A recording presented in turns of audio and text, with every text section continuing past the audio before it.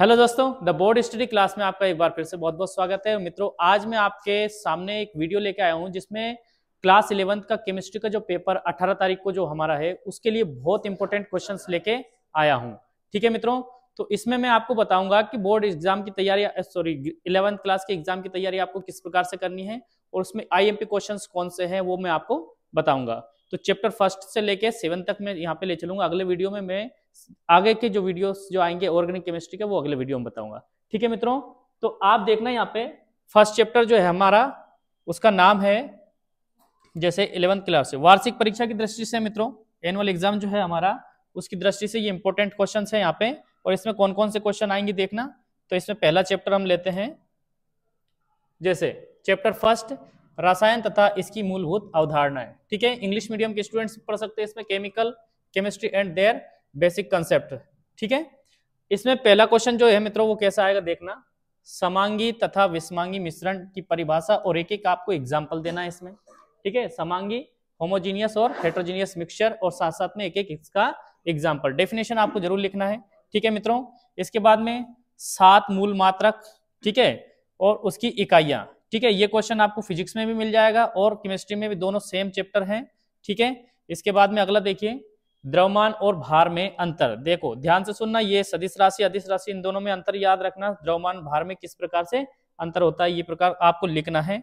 ठीक है, इसके बाद में सार्थक अंक सिग्निफिकेंट फिगर्स। ठीक है, इसका एक क्वेश्चन आएगा मित्रों, जैसे मान लीजिए आपको दे दिया यहाँ पे 8.0023 ऐसा दे दिया और पूछ लिया बताइए इसमें कितने सिग्निफिकेंट फिगर है, कितने सार्थक अंक है, ये आपको निकाल के बताना है। ठीक है मित्रों, रासायनिक संयोग के नियम, ये इंपॉर्टेंट सुपर डुपर मोस्ट है, इसको आप याद करके जाना। ठीक है, और ये क्वेश्चन कैसे आएगा मैं आपको बता दूं कि एक द्रव अनुपात क्रिया, इसके बाद में क्वेश्चन है उसमें गुणित अनुपात का नियम, द्रव्यमान संरक्षण का नियम, इस प्रकार के 4-5 नियम है, उस नियम को आपको क्या करना है याद करके जाना है।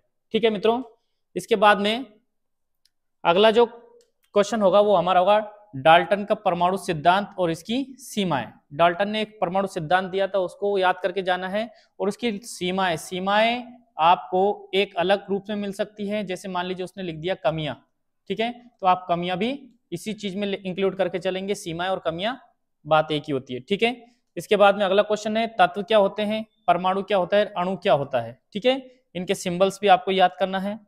मोल अवधारणा, ठीक है, मोल क्या होते हैं, अणुभार और परमाणु भार, इन चीजों में आपको पूरा कंठस्थ करके जाना है। ये इंपॉर्टेंट क्वेश्चन है क्योंकि इसमें इनमें से आपको एक न्यूमेरिकल मिलेगा।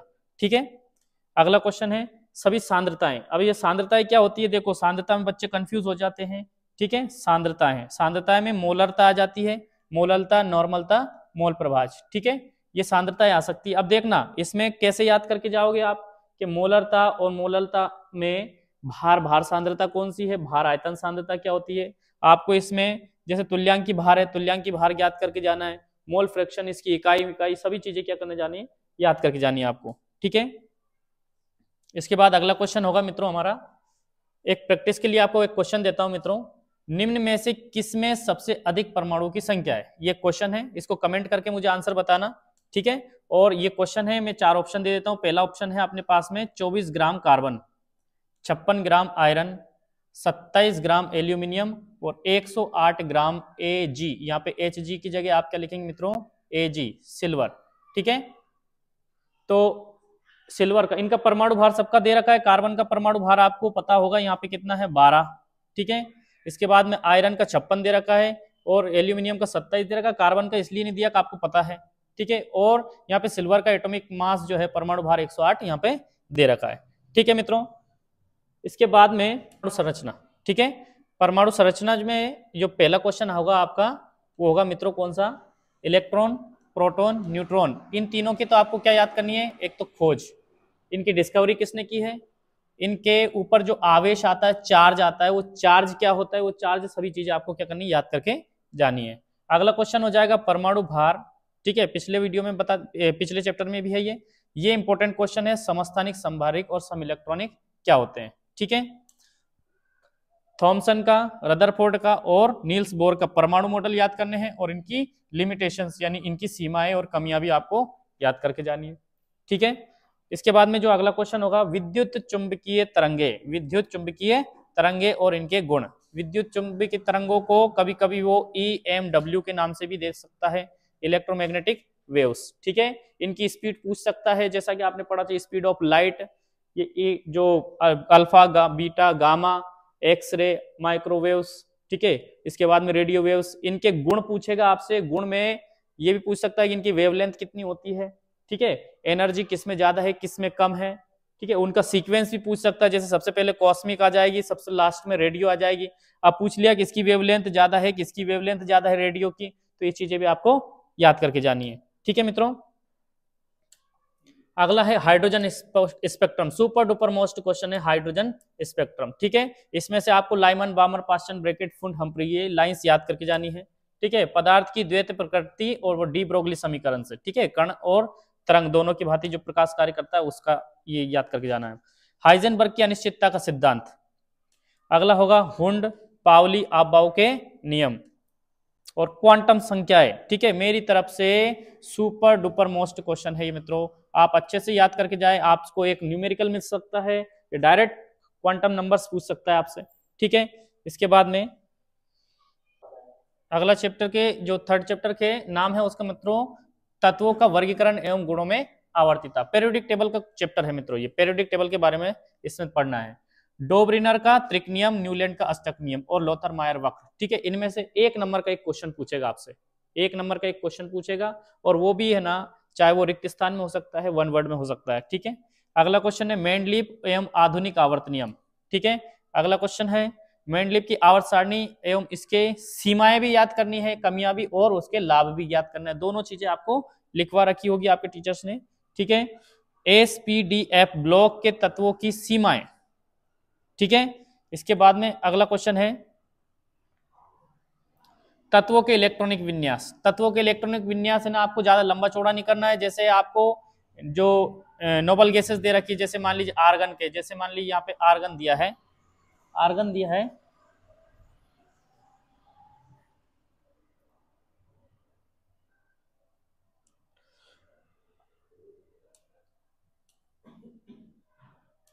आर्गन के जैसे मान लीजिए आपको इलेक्ट्रॉनिक कॉन्फ़िगरेशन, इलेक्ट्रॉनिक विन्यास याद करना किसका, आयरन का। आयरन को 26 नंबर पे याद रखना है। 26 नंबर पे याद करके आपको 26 पे नहीं, यानी शुरू से नहीं चलना है, आर्गन से यानी 18 से फिर आगे बढ़ना है। ठीक है, जैसे आप है ना 4s2 और 3d6 या ऐसा कर सकते हो, पूरा लिखने की आपको आवश्यकता नहीं है। ठीक है, कुछ स्टूडेंट्स इसमें टाइम खराब कर देते हैं। नोबल गैसेस याद रखें, नोबल गैस के आगे करते जाइए। ठीक है, इसके बाद अगला क्वेश्चन जो होगा हमारा वो क्या होगा, परमाणु की आयनिक सहसंयोजक धात्विक एवं वांडर वाल्स त्रिज्याएं। आयनन ऊर्जा क्या होती है, इलेक्ट्रॉन बंधुता, विद्युत ऋणात्मकता। ठीक है, ये क्वेश्चन बहुत इंपॉर्टेंट है, इलेक्ट्रोनेगेटिविटी वाला, विद्युत ऋणात्मकता, इससे बहुत सारे क्वेश्चन सोल्व हो जाएंगे आपके। ठीक है, इसके बाद में 100 से अधिक परमाणु 100 से अधिक परमाणु संख्या वाले तत्वों के IUPAC नाम लिखना है। ठीक है, इसमें आपको मैंने सिखा रखा है, 0 के लिए आपको नील बोलना है, 1 के लिए अन बोलना है। ठीक है, बाई ट्राइट, तो 100 से अधिक के IUPAC नाम होते हैं, बाकी के कॉमन नेम है। ठीक है, इसके बाद में जो अगला क्वेश्चन होगा मित्रों अगले चैप्टर में, लेकिन इसी में और भी क्वेश्चंस है, जैसे संयोजकता। संयोजकता आपको याद करके जानी है, कक्ष और कक्षक में अंतर। ठीक है, देखिए पहला जो फोर्थ चैप्टर है हमारे पास में, फोर्थ चैप्टर में उसके इंपॉर्टेंट क्वेश्चन कौन कौन से हैं। चैप्टर का नाम है केमिकल बॉन्डिंग, रासायनिक आबंध एवं आणविक संरचना। ठीक है, इसमें आयनिक बंध क्या होते हैं, इनके गुण क्या होते हैं, इनको प्रभावित करने वाले कारक, ये चीजें आपको याद करके जानी है। ठीक है, अगला क्वेश्चन है सहसंयोजक बंध क्या होते हैं, कोवलेंट बॉन्ड बोलते हैं इसको। ठीक है, इनके गुण और प्रभावित करने वाले कारक ये भी याद करने हैं, क्योंकि चैप्टर ही बंध वाला है तो बंध ही याद करके जाना है। लुईस संरचनाएं याद करनी है, जैसे मान लीजिए कार्बन लिखा है, इसके चारों तरफ है ना ये 4 इलेक्ट्रॉन है, Cl है तो इसके तरफ चारों तरफ है ना ये 7 इलेक्ट्रॉन है, ऐसे आपको याद करके जाना है। ठीक है, इसके बाद में अपना अगला क्वेश्चन होगा मित्रों, वो कौन सा होगा,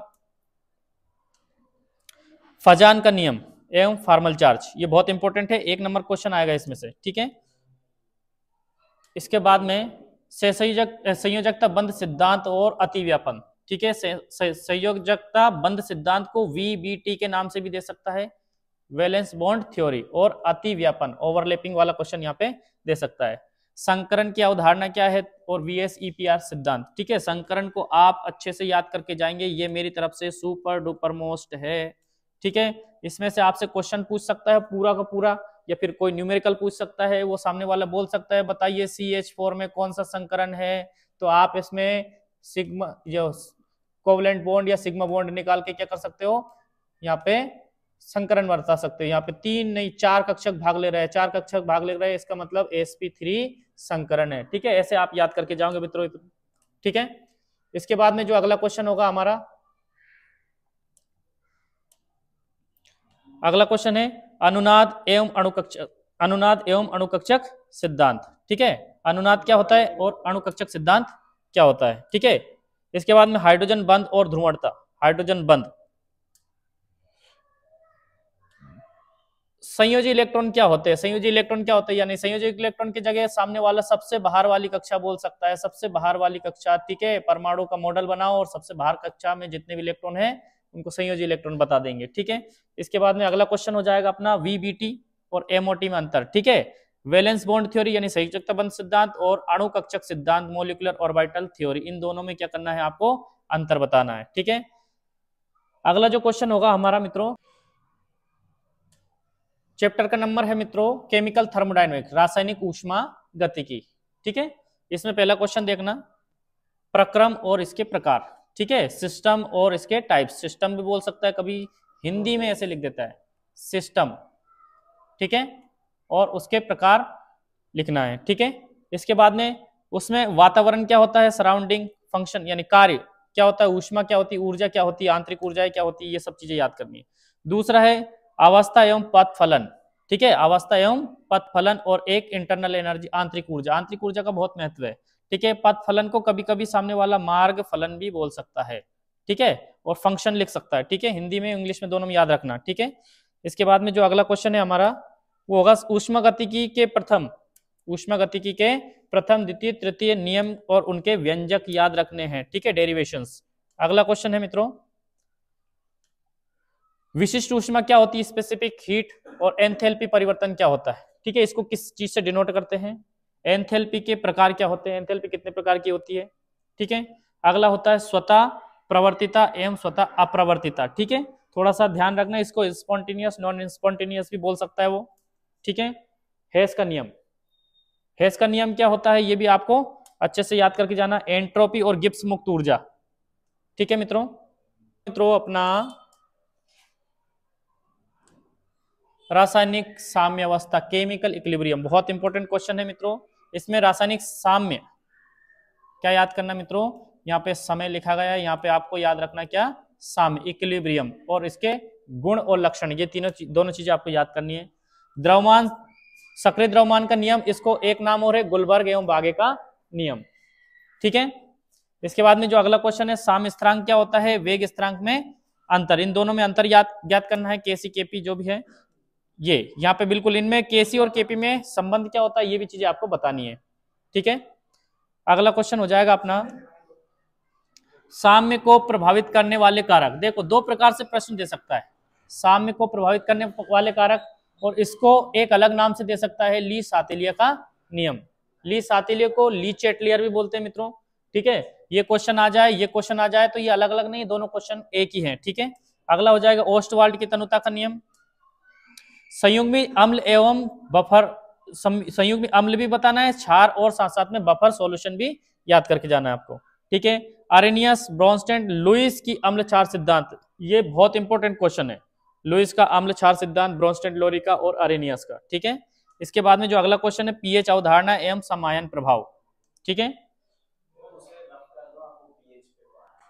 ठीक है मित्रों, ये क्वेश्चन आप है ना नोट कर लीजिए, नोट करने के बाद में इनको याद करके ही आप क्लास में जाए, आपको बहुत हेल्प मिलेगी। बहुत सारे क्वेश्चन है ना इसमें से आपको आ जाएंगे, लगभग 99% क्वेश्चन ये आ जाएंगे, आप इन्हीं को याद करके जाए, इसके बाद दूसरा कुछ पढ़े।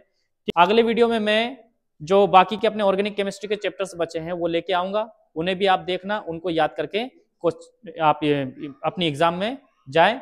और वीडियो पसंद आए तो प्लीज लाइक कर देना, शेयर कर देना अपने दोस्तों के साथ में। Thank you very much.